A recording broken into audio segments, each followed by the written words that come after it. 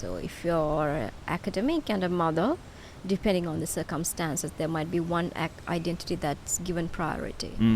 But usually when we make decisions, that's not the case. We have to sort of carry, weigh it out in terms of what and how things would play out, particularly in academia. That was the voice of Iresha Donmanige, the guest on this episode of The Knowledge Mill. I'm your host, Greg Yoakum.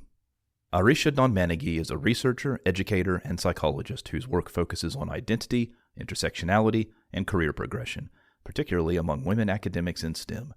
With a background in organizational psychology, management, and education, her career spans academic teaching, program coordination, and research. Iresha is currently undertaking a PhD at the University of Wollongong in Australia, investigating the career progression of women academics in Australian STEM academia. Previously, Iresha held academic and leadership roles at institutions such as the Sri Lanka Institute of Information Technology and the Colombo Institute of Research and Psychology.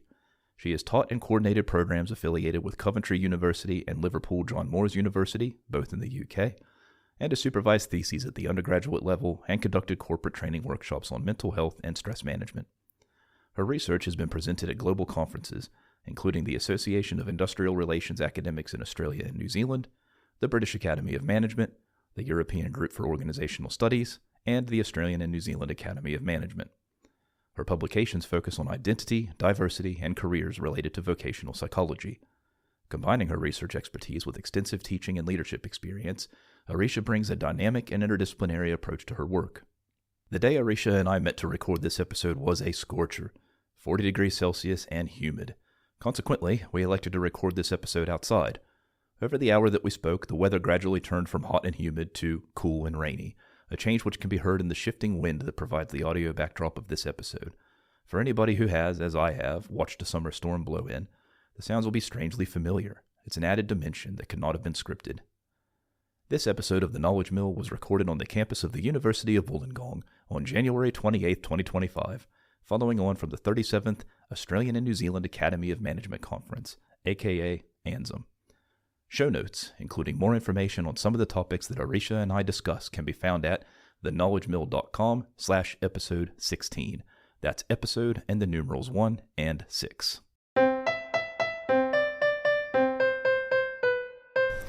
Hi, Iresha. Welcome to the program. Hello, thank you for having me, Greg. Absolutely. We were originally connected because of the ANZM conference, which was here on your beautiful campus at the University of Wollongong. But because you are studying here at UOW, we decided to postpone recording, and here we are now toward the end of January, back on your campus, having a chat right outside, coincidentally, where the main conference was held. How did you go with the conference? I had quite an interesting experience, actually. I had the opportunity to present one of my papers, and I also did a bit of volunteering work, and I also tried my level best to network, even though that's not necessarily my cup of tea. But yeah, overall I would say it went really well for me. Yeah, excellent. Yeah. Were you involved at all in delivering the conference? Yes. So in terms of IT support, there were a bunch of us who was sort of there to help out the presenters and on the day of the conference. And that's about it in terms of how I was involved in volunteering. Yeah, excellent. We are sitting outdoors, so there's a little bit of a breeze blowing up, which I hope isn't too distracting for listeners. But it was just too nice of a day to not sit outside and enjoy the cicadas and the breeze, even though it is a scorcher here. It's 40 degrees Celsius today. Well, that's excellent. I might have even, it now occurs to me, we might have encountered each other during the conference and not realized, because I presented as well, and was sort of popping in and out of rooms, recording with other people. Could you tell us a little bit about how you found yourself doing a PhD and what it is that you're researching? Right. So the reason as to why I started my PhD actually goes back to me being in academia. And I started off as a tutor, and then I sort of progressed into a lecturer, and then did a lot of academic administration work as well. And that got me started thinking about career progression in general. And later on, when I was thinking about doing a PhD, I wanted to find supervisors that would allow me to bring in my background in psychology to management and sort of look into how those two areas can be merged in a meaningful way.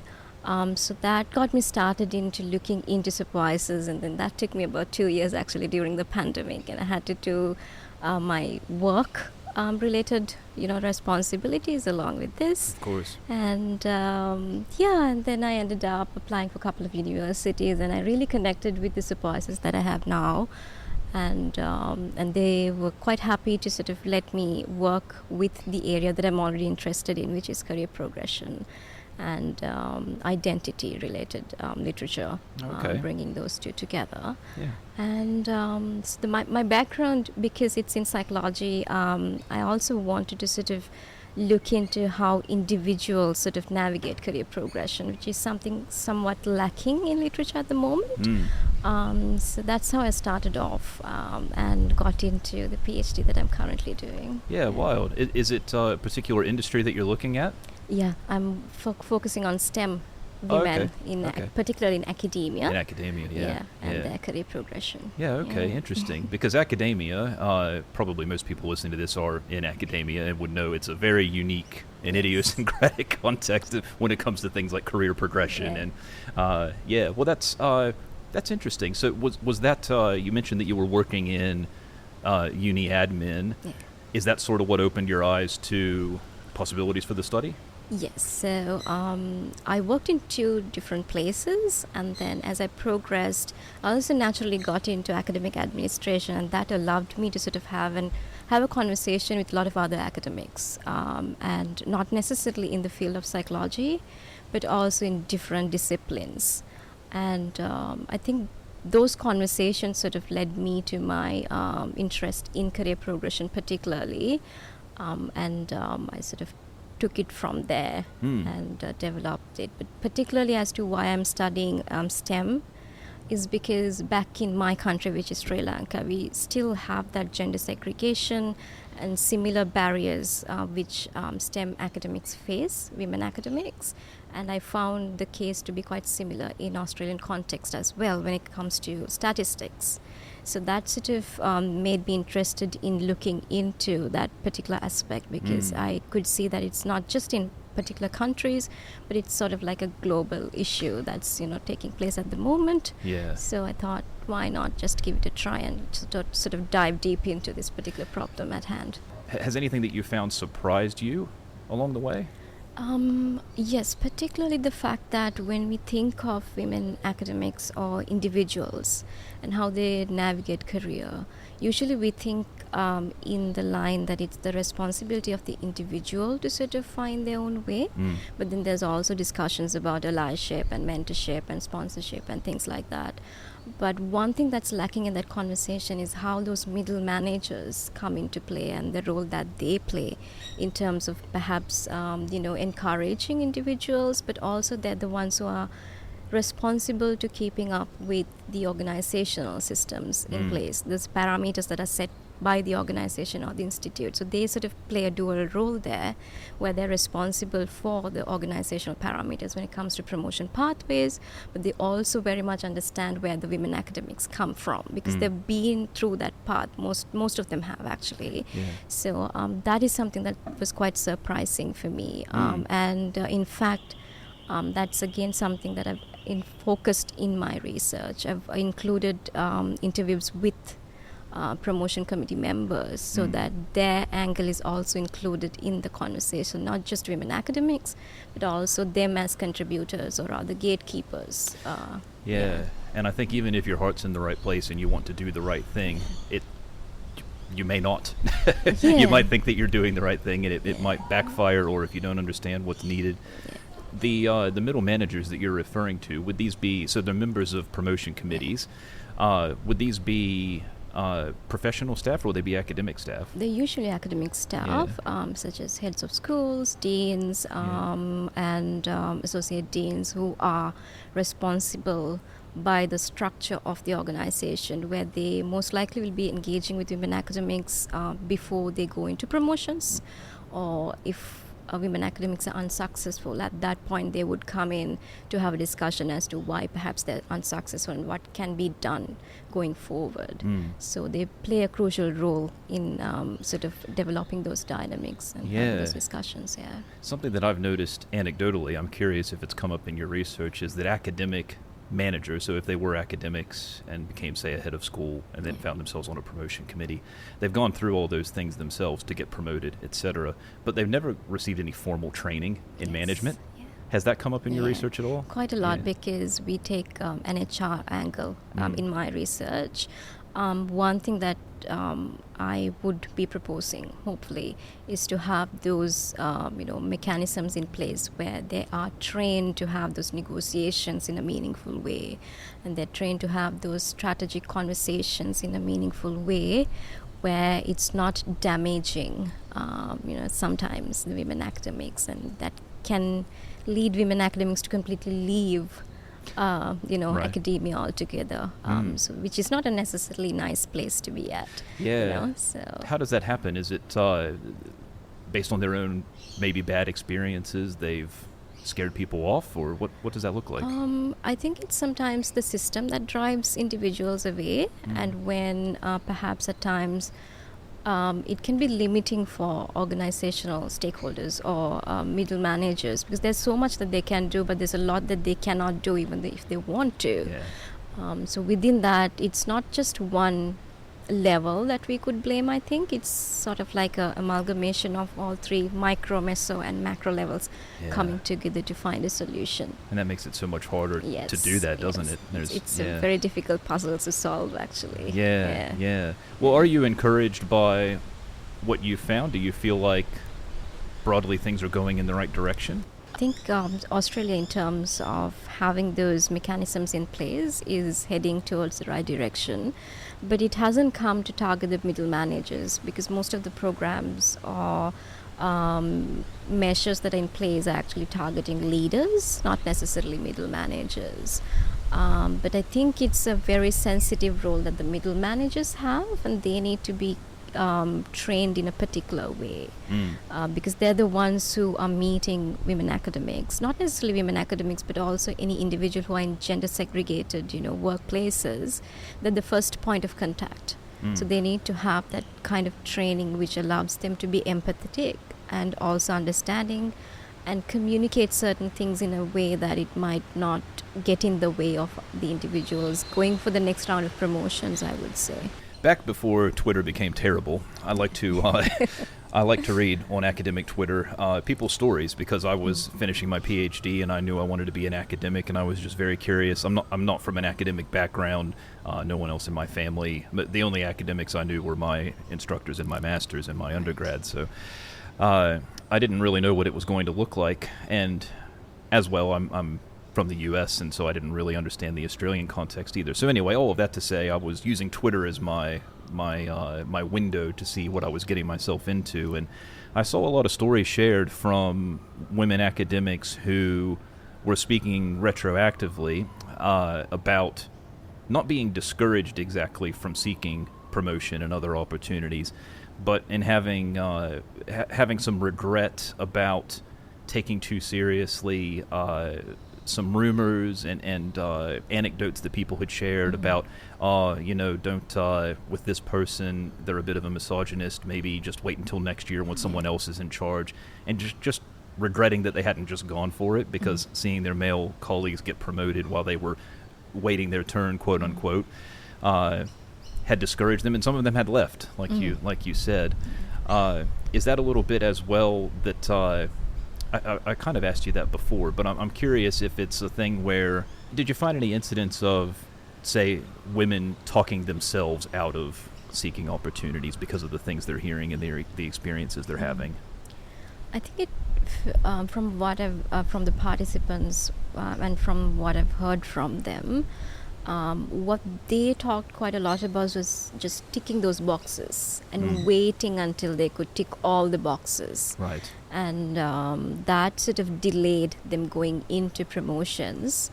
In terms of having listening to the grapevine, what they would say that if there are such rumors that are going on, which they might think can have an impact on them, most of them would go to their sponsors, or they might not know who their sponsors are. They would go to their mentors or senior colleagues that they can reach out to.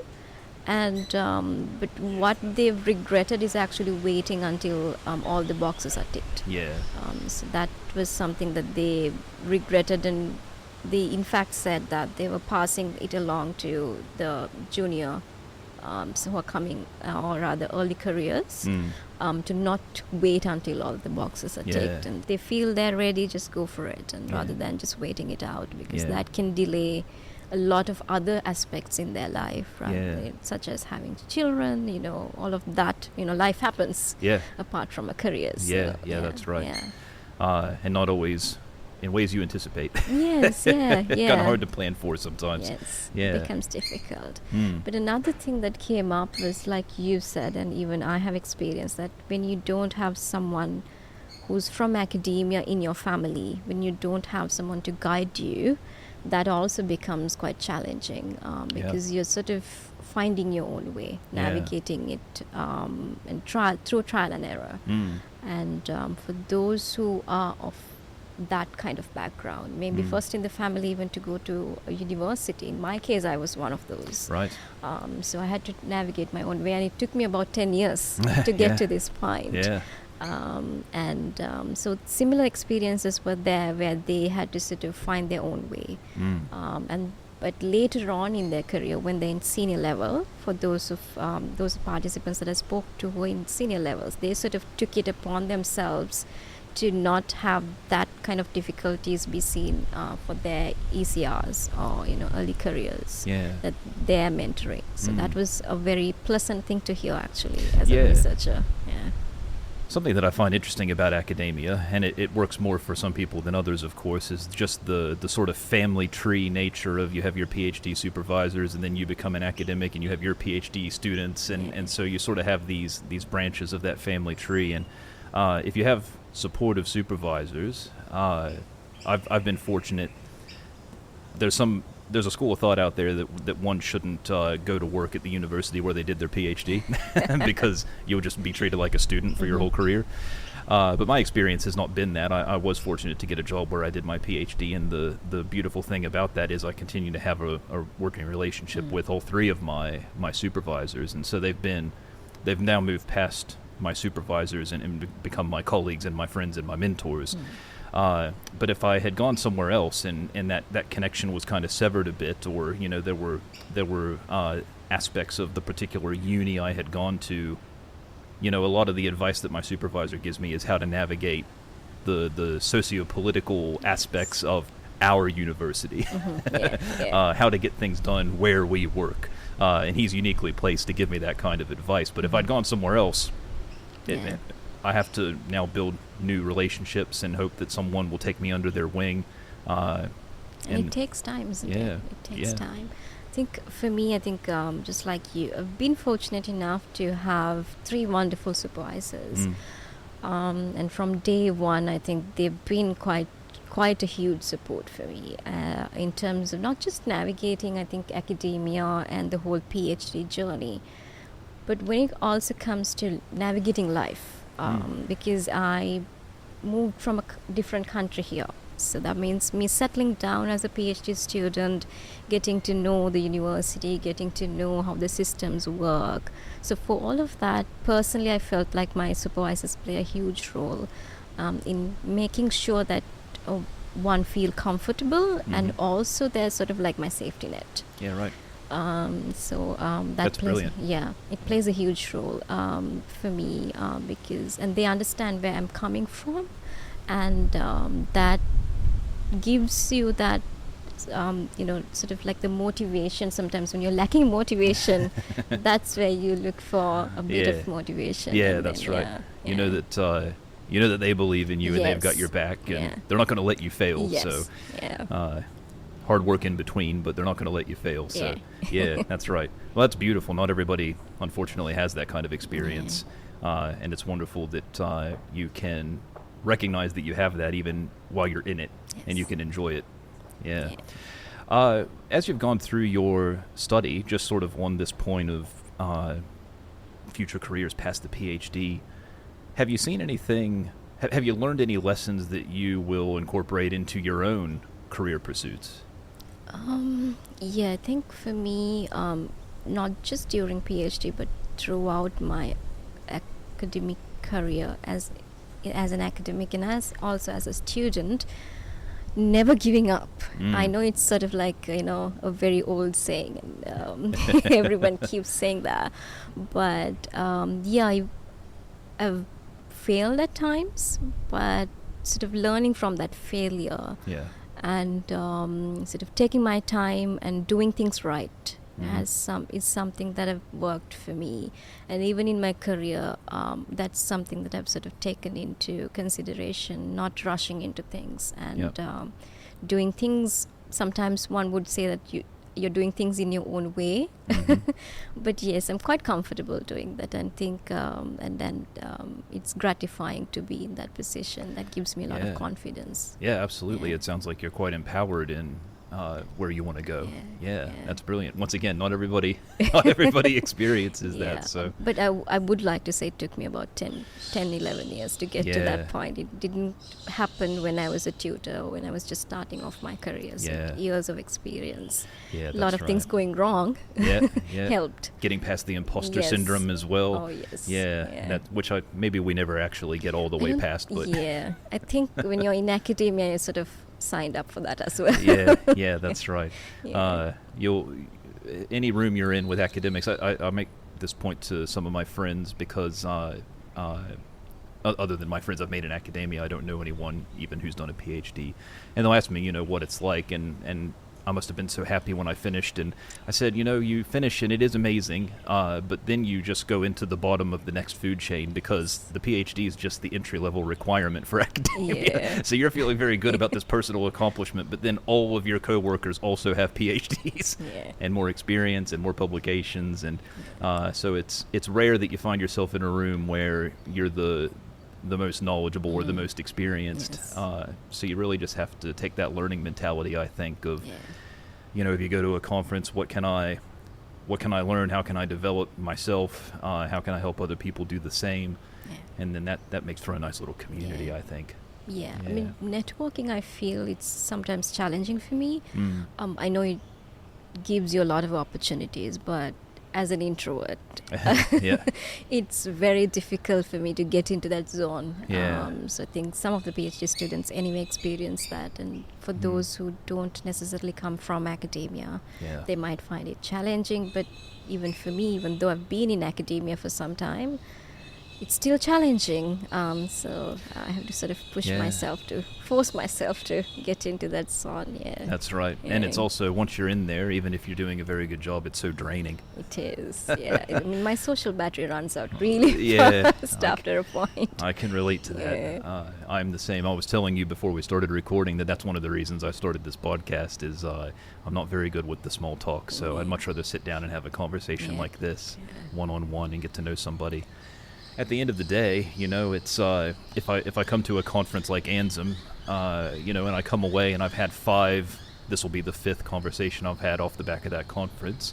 If I have 5 meaningful conversations with 5 brilliant people, I'm getting so much more out of that than to try to just in passing meet 15 or 20 other people who may or may not even. I'm still emailing them to be like, I don't know if you remember, but I met you at your presentation, and this is for me much better. So, and it seems like for you as well, because you put your hand up to do this. So I think for me, one-on-one comes from my background in psychology. So we're more accustomed to having that discussion with a client, perhaps, and it feels comfortable and it feels more in depth in nature, and I think that can be quite beneficial in the long run, rather than having just a one-off conversation and just forgetting about it. That's right. And then there's also a permanent record of it, so you can go back and listen to it anytime you like. That's a plus point for sure. I'd like to circle back, if you don't mind, to something you said before about coming to Australia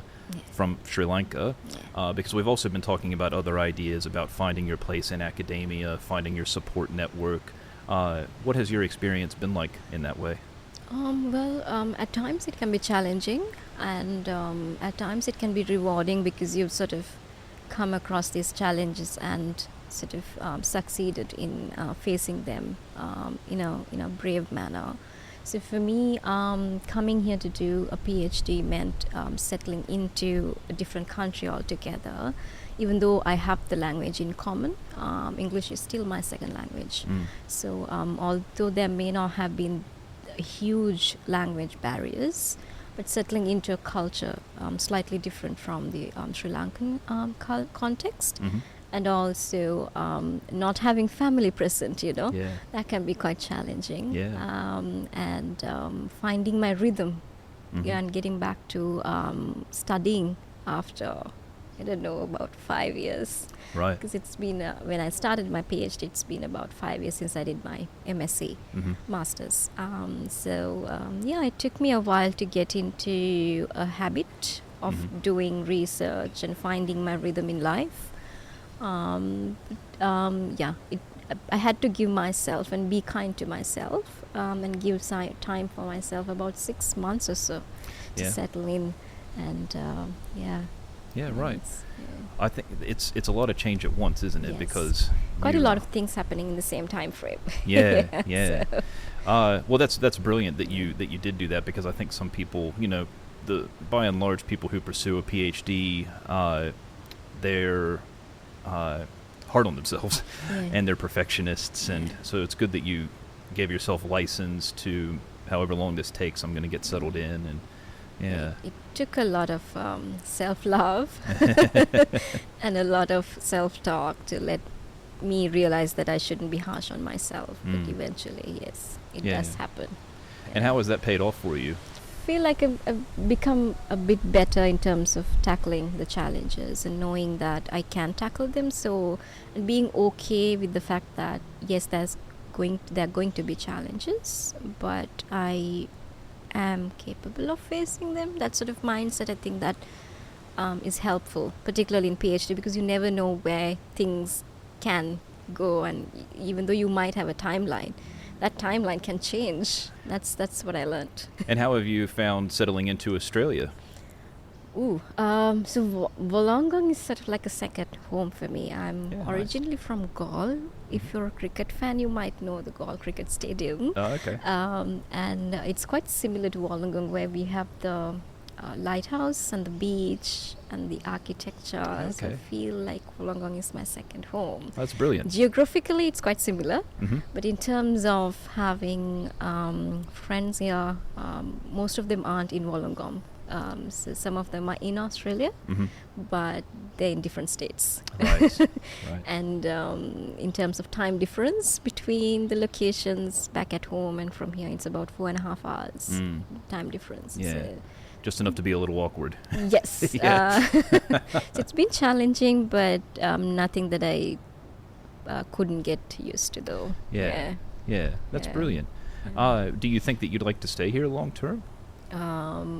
Hopefully, yes. Yeah. But I'm also I have the mindset that wherever my work takes me, I wouldn't mind going. Yeah. But I would love to stay back at Wollongong. But you never know. Yeah, that's right. It's hard to say, if you... The job market is as such. That's so right. It's quite challenging. It can change, just like our timelines change. Yes. Just like that. I think a PhD prepares you for that. Yeah, that's right. That is one of the beautiful things about academia, is that it's as much a lifestyle choice as a career choice, that you can be, if you're open to going to other places, you can have new experiences, meet new people, research in new contexts. So I think being open-minded, as well, if you're at a place in your life where you are able to relocate, then you might as well take advantage of those opportunities. Yes. I think while I can, I wouldn't mind, but there might come a point where I would want to sort of settle down. I haven't gotten to that point yet. But eventually I might, but while I can enjoy it, I might as well. Yeah, that's the thing. Yes. Once you get married, have kids, and or other things that might come along, it kind of starts to anchor you, which is not a bad thing. But Or it doesn't have to be a bad thing anyway. Yes, it doesn't have to be. I think it's all comes down to timing, I feel. Yeah, different Yeah, that's right. different phases in life. Yeah. You mentioned before that you had some tutoring experience that Yes. sort of led you down this road. Have you been able to do any other teaching while you've been studying? I was doing not necessarily anything other than tutoring, but I did do visiting lectures with the institute that I was working before I joined for my PhD. So I've been a lecturer for I would say about 8 years, and I've worked with universities in the UK where they have affiliated programs in Sri Lanka. So my experience with teaching has always been rewarding, and I find it quite interesting, and I actually miss it at the moment because I've taken a break from teaching right now because I want to focus on my thesis. Yeah. That's pretty common, I think. Take a break and focus up. Yes. Yeah, but I do miss particularly teaching psychology for some reason, because I feel like that's where I find happiness. Right. And that's for me an opportunity to connect with the students and also getting to know their different points of view about different theories, for that matter. Yeah. That's something that I really enjoyed when I was tutoring during my PhD. Is I found I think some people. I try not to speak for other people too much, but I think some people find the teaching distracting from their research, something that they do for the money rather than the experience. Yeah. But I was the opposite. I felt like teaching my subjects, and mostly I did tutoring. I did cover some lecturing when, say, professors went on sabbatical and that kind of thing. But those were classes I was tutoring anyway, so that was pretty easy to do. That was a nice respite from the research, because you get very much locked into your silo and you're drilling deeper and deeper and deeper into your thing. And so teaching, I feel, was like me coming up for air and hearing some other people's ideas about not my research specifically, but the same broad topic area. Yeah. And I found that refreshing. Yes, it's refreshing, and also, like you said, it's a good break from having that thesis and having to focus on your research. And at the same time, I feel like being able to sort of impart some knowledge, at least from what you've learned, is my way of giving back. May it be in my country or may it be in Australia. So it's that's why I said it's rewarding. Yeah. I like to see students learning from at least a little bit of things, from my experience. Yeah. And getting to know their point of view is also quite interesting. Yeah. I think there's something to that, because the first portion of the PhD, of course, is getting immersed in the literature. Yes. And you need that broad context to then find your gap and go deeper into your own research. But you still have all that knowledge from the literature. Yeah. What do I do with it? Yeah, exactly. Yeah. You've made yourself an expert on this topic area, Yeah. but it doesn't necessarily all go into your thesis. Yeah. But your students can benefit from it. Yeah. I think it's a fun time in life when you're in your PhD to be engaging with students that way. Yeah. And it's meaningful too, because I also feel like it sort of gives me an opportunity to sort of simplify certain things and communicate it to the students. Yeah. And it also made me realize whether I've understood it right. Yeah. Am I getting it right? Can I communicate it to someone else in a more simplified way? Because that's something I struggle with. Oh, yeah? Yes. Okay. So this has been like exercising a muscle then. Yes. Yeah. Because there is something to that, right? That if you can, the real test of expertise, these are not my words, I'm paraphrasing from other smarter people, the test of expertise is, can you explain this to a layman? Yes. And if you can do that, then you really understand it. Yeah. To me, it was a good platform to sort of test myself as well. Yeah, brilliant. Yeah. Nice one. You mentioned before that you were teaching psychology subjects, but of course your research is in management. Yes. How have you found it kind of bridging those two fields? So, in fact, psychology management, if you take, there are a lot of theories that borrow from psychology theories. For an example, if you look at identity, the overarching concept of identity, even though it's used quite a lot in psychology management, the foundation of it actually comes quite a lot from psychology. So starting from social identity theory, and the list goes on. So for me, the sort of between the two disciplines was me knowing how a theory is interpreted in psychology and sort of trying to fit that into the management background. It wasn't that difficult because I knew the foundation of it. Yeah. Like when you look at management literature, quite a lot of theories that are or concepts that are used in management do have a link to psychology. So for me, when I come from psychology, particularly organizational psychology, it wasn't that difficult because I knew the background. I knew what the theory behind that particular concept was. So it's just a bit of me sort of getting into thinking about that concept from a management point of view, because in psychology we tend to focus on the individual, whereas in management you focus on an organization or a given group of individuals mostly.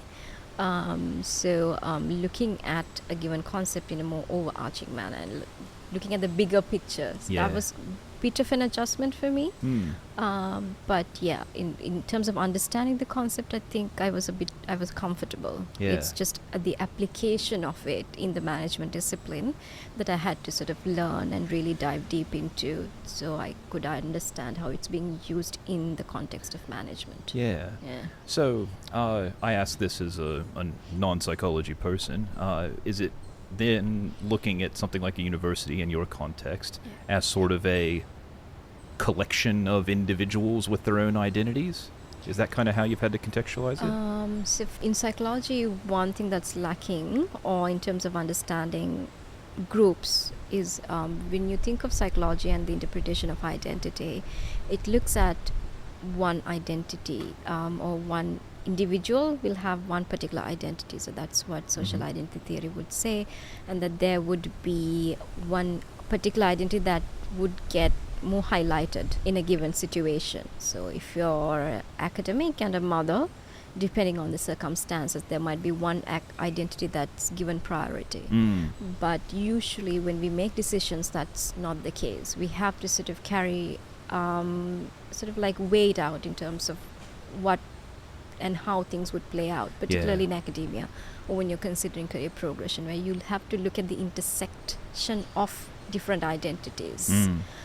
So that's where intersectionality, a concept, comes in, where there are overlapping identities and how would navigate those identities, particularly those who have marginalized identities, because that comes with a lot of complexities.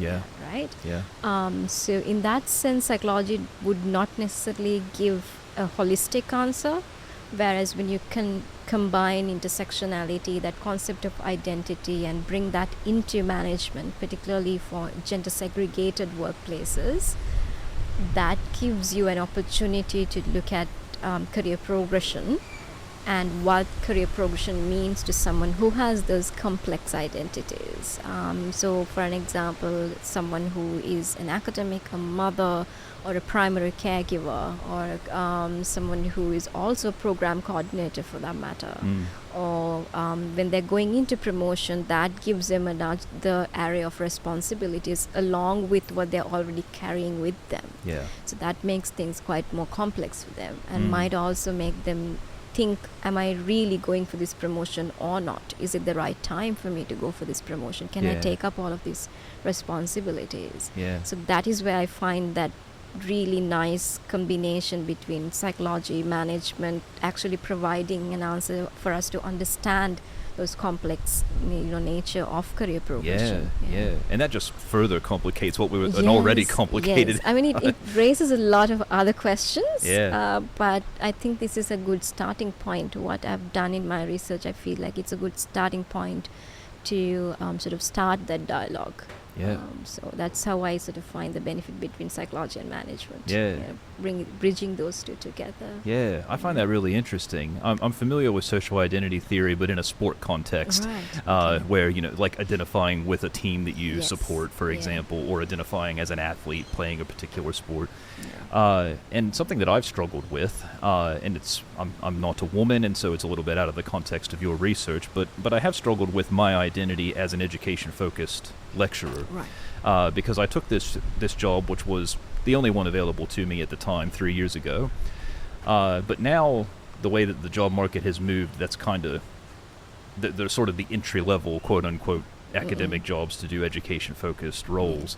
And so where a so-called balanced academic would be 40-40-20, 40 teaching, 40 research, 20 service and admin. I'm 70 teaching, 20 research, 10 service admin. So I do almost twice as much teaching as my balanced colleagues. And teaching, if you asked me, is something that I enjoy a lot and I find very rewarding, but it's not how I identify as an academic. I don't identify as an educator. Kind of like, I think you're about to apply for promotions yourself. Yeah. So that's when I spoke to some of the participants, that was actually the kind of thought process that they were experiencing, because they wanted to either sort of switch from being an educator to becoming more research oriented perhaps, finding a balance between those three areas, from service to research to teaching. And what they found useful in my research, according to the participants, is having sort of questioned what those areas mean to them in a more in-depth way, not just thinking as to what it would look like, but having had conversations with individuals who have gone through that sort of path and trying to figure out what it would mean to them in the long run. So but they also said that they found sort of like how things would intersect for them, not trying to prioritize just one, but sort of trying to have all three in a way that suits them. I think, And I think that's the way to do it, because honestly, and I'm not speaking for any particular university, but institutions at large are not going to do that for you. No. You have to do it for yourself. I think that's where that individual focus come in. There is an aspect in career progression where individual has to find their own thinking process and what actually is suitable for them. But then to find that, the bit of research that they do and who they reach out to is also quite important.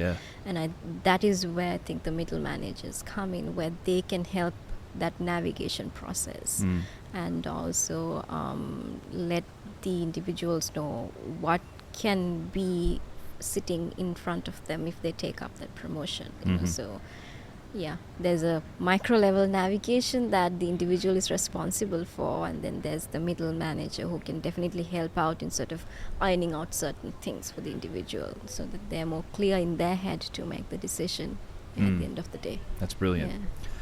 Well, as listeners might have been able to hear in the background, the weather has turned on us a little bit, so we might move into the... it started 40 degrees and sunny, and now it feels like it's cooled off about 10 degrees, and it's very windy, and it looks like it wants to rain. So we'll move into the final questions, and it's a nice point in the conversation to do that anyway, because you were just talking about the lessons that might be derived from your studies. What is on the horizon for you in terms of finishing up? Are you seeking to get some publications out there, go to any conferences? So I got one publication out. Nice. So happy about that. That's brilliant. And have about 2 more in the pipeline. And in terms of career, I have to start applying for jobs now. It's, I think, job hunting season plus thesis writing season for me. That's right. I would love to stay in academia, but at the time that we have, having this conversation, academia is quite competitive and quite volatile also, I feel like, in terms of hiring and all of that. So I'll try my best to stay in academia and, sort of try my luck in terms of finding a job. But that's the plan, at least for the time being. All while finishing your thesis. First of all, I have to get that out of the way. First of all, thesis writing and then getting that done. You're right, though, because if you wanted to stay in Australia anyway, the hiring season would be toward the end of the year, which is about what it sounds like you're going to submit anyway. That could be good timing. And if you already have a publication or 2 under your belt, that's even better. You'll be in a good position. Fingers crossed for that, yes. Well, the very last question that I ask everybody is something not related to your PhD or your work that you're excited about at the moment. Right. So, As much as I love psychology, I also love literature. And I miss reading books. So I'm so excited to go back to reading a novel, which is not a journal article. Yes, yes. And sort of relaxing a bit, because I think past 3.5 years have been quite fast-paced for me. And I want to sort of give myself, my body, my mind a relaxing time period, at least for a few weeks. So I'm so looking forward to taking that break. Yeah. And whatever that comes after that can wait. That's right. Just once you click submit, just take a few weeks and dust off that to be read pile. Yes. Oh my God. How wonderful would that be? Yes. I know. Excellent. No, you've got that sounds like the light at the end of the tunnel then. Yes. Something to look forward to. Yeah. And visiting family, of course. Going back and visiting family. And Nice looking forward to that. Thank you very much for taking the time to sit down with me. It's always fun for me to come down to your beautiful campus and to meet people like yourself. So I really appreciate it. Thank you so much for taking the time, and I really enjoyed talking to you. Yeah. And good luck with your promotion. Oh, thank you. Yes. We'll connect on LinkedIn and we'll watch each other progress. Yes. Nice one. Thank you so Good much. stuff. Thanks.